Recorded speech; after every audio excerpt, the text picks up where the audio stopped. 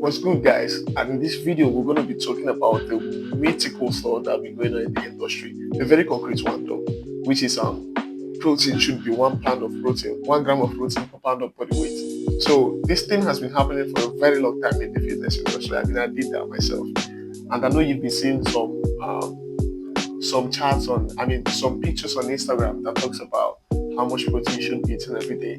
I mean, that's normal. I saw that as well. But then there are some science research that I made to actually back that up so that I can actually know what is actually obtainable when it comes to consuming protein. Now, a systematic review and a meta-analysis and a systematic review research actually showed that all you just need as a fitness, anyone who's like lifting weight, all you just need is just 1.6 grams of protein per kg or 0.73 grams of protein per pound of body weight, which is all you just need. Now, you can actually take above that, which you can do also, is down to your choice. But whatever protein you're taking above 0.73 grams of protein per pound of body weight, it's just going to be stored in your body as a fat. So your body is just going to store it as fat, which it can use in the future as an energy, maybe when you're working out.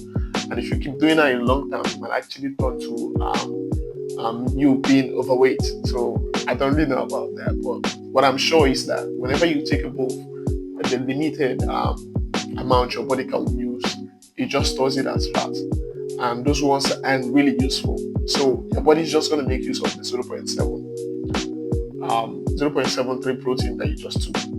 Now, a study actually looked at how much people in the fitness industry can take. You know, the athletes, the people who do martial arts, people who do sports, and people who are going like pro bodybuilders. So, I mean, some studies show that you can actually take more than 0.73, but still, the summary of all these studies actually talked about once it's above 0.73, there's nothing else you're doing. You're just like over-consuming protein, and overconsumption of protein in the long run might affect your kidney and also might affect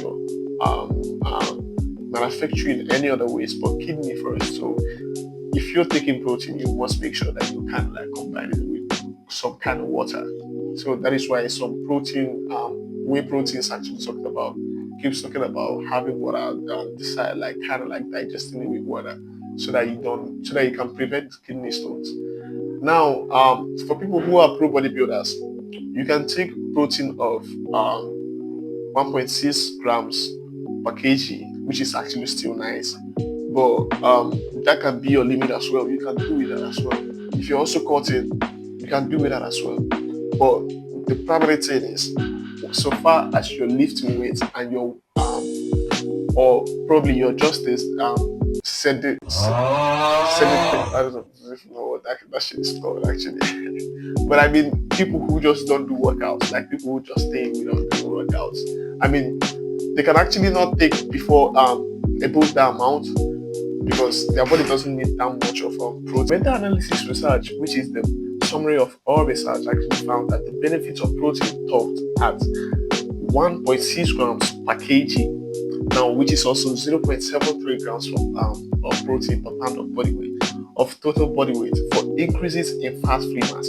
Now, which is for anybody which is actually trying to build muscle or lose weight or whatever. And when it comes to taking protein as far as your bodybuilder, it is, advisable. If you can go above there, you can go below there. But the minimum, the max that your body can actually make use of is 1.6 grams of protein per kg. Now, if you go above that, it's not going to be useful. But if you still go below that, you might not achieve your goals.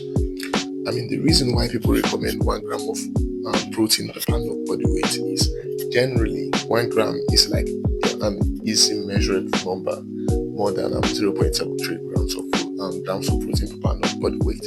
So if you can go 1 gram of protein per pound of body weight, it's up to you.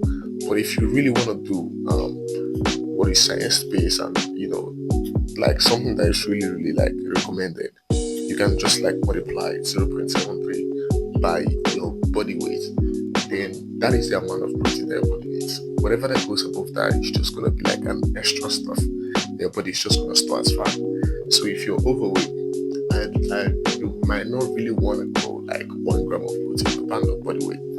So I know there are some objections that can come up when you're talking about protein, because I know some people say, "Hey man, look, I am cutting and I think I need more protein." I mean, you might be right though, because I mean, when you're trying to cut, you're trying to like preserve more protein, preserve more muscle.